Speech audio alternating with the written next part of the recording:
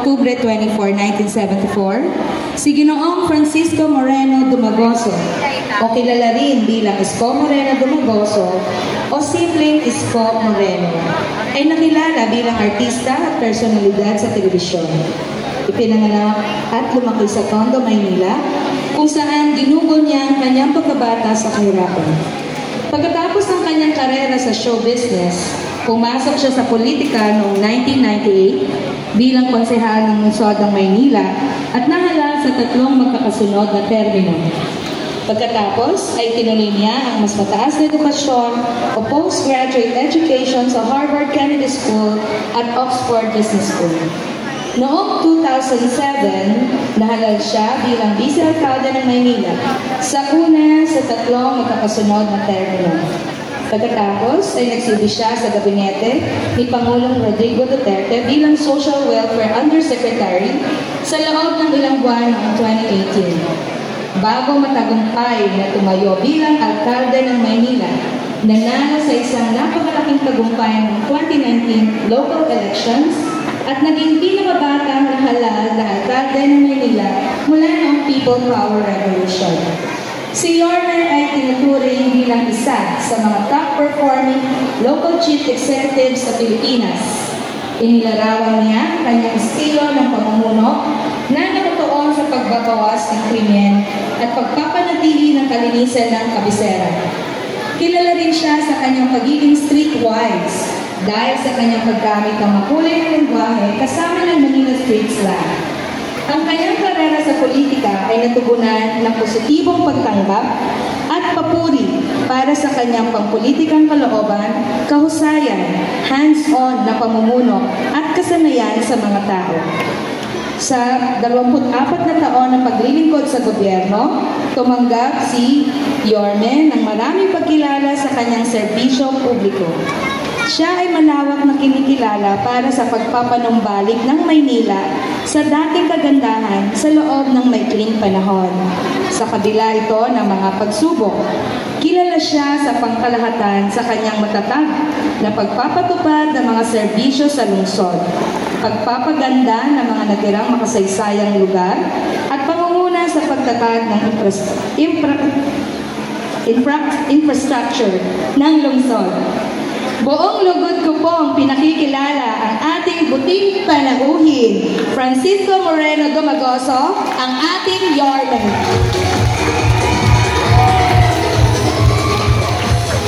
Thank you. Hi! Hello! Nako, magandang araw sa inyo. Nainitan ba kayo? Buti na lang, meron tayo naging congressman dati, ang pangalang Congressman Amado Bagaching. Kung hindi, wala tayong bubong. Naalala niyo yun? Panahon to ni Congressman Amado. Kahit pa paano, kahit na mainit, at least hindi masyadong umuhulas yung mga chinchangso nyo. O Natasha. Bakit ang chinchangso no? Nung araw, pag pinahid mo at tulog ka sa unan, 1 linggo na, hindi pa naalis sa unan. Hindi, masaya ako na naging bahagi ng programa nyo, 10 ng aming mga kasama. Natutuwa naman kami sa pamunuan ng inyong paralan. Welcome na welcome kami dito sa Aurora. Palakpakan naman natin ang ating Principal Emen, teaching personnel and non-teaching personnel, at siyempre sa inyong mga magulang sa ating samahan. Nandito ang aking mga kasama, ang magiging bagong leader ng Konseho ng Maynila, Monyo Pangco. At ang aking mga magiging partner sa paglilingkod. Ito, papakilala ko, may asin pa. Mukha lang siyang 19. Oh, naintindihan nyo na yun. Si Chi Achesa. At ang magbabalik ng mga serbisyo ng kabakang, medical, financial assistance, sports, aktibo sa paaralan, gawaing pang-edukasyon, Amado Bagaching. Maraming salamat. Pasensya na kayo. Nangadugyot na kami ni Chi. Kanina pa kami nag-iikot sa District 1. Talagang hinabol namin to. Pinilit namin paspasan yung mensahe namin doon. Kasi natutuwa ako bagamat hindi kami nakaupo. Kami ang gusto ninyong makasama. Baka naman chinacharot nyo lang ako, ha? Promise? Huwag kayong mag-alala. Kasi, ewan ko if some parents here will remember and some teachers, no, dito mismo, kinilala ang lungsod ng Maynila ng DepEd. Nag-video wall pa si Secretary Liling Briones. Ginawang modelo ang lungsod ng Maynila noong panahon ng pandemya dahil sa Maynila ang mga estudyante may tablet at load. Ang mga teacher may laptop. Ang mga teacher may load. Walang toskas. Kaya naalala ko sinabi ni Liling Briones, Secretary Liling, sana tularan ng ibang syudad ang Maynila noong panahon ng pandemya na nagkaroon ng online education. Naalala ko lang, dito naganap yun. May awa ang Diyos. Pagdating ng araw, sa tulong ninyo, ibabalik natin muli na maging number 1 muli ang lungsod ng Maynila. Nakita nyo na ba yung Manila Science? Maganda ba? May bagong Lasal ang Maynila. Kasi ganda ng Lasal Hindi, masaya talaga ako. Binigyan ninyo ako ng pagkakataon. Kahit sa murang edad, pinagkatiwalaan ninyo ako. I hope I didn't fail you. Sana hindi kayo nagkamali sa akin nung nakaraan.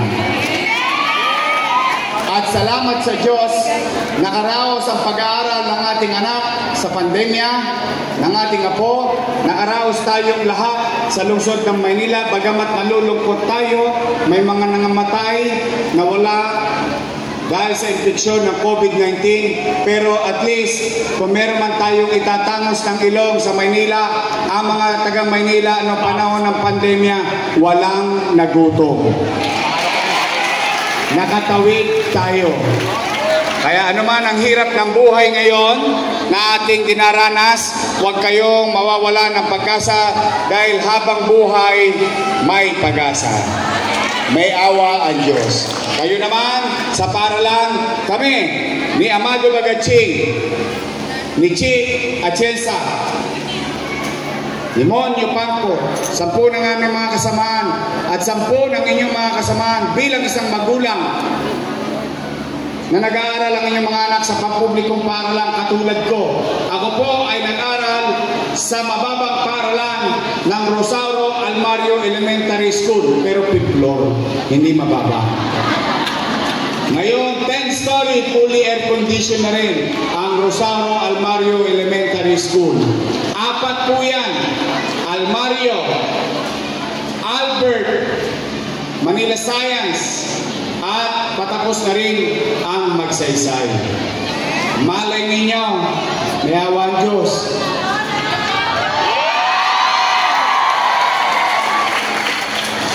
Malay, di ba? Wala namang masama mangarap. Sino ba mag-aakala kahit ng pandemya, nagawa natin yung pangarap natin sa mga batang Maynila, sabay-sabay, sa loob lamang ng 3 taon. Pandemya pa yon. Kaya po sa inyo, ng mga pamunuan, galingan ninyo.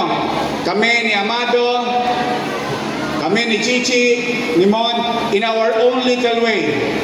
Sama ang inyong mga guro, ang inyong principal.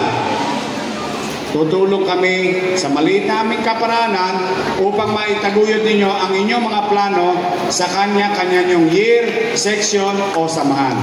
So mag-iingat kayo, mahal na mahal ko kayo. I love you.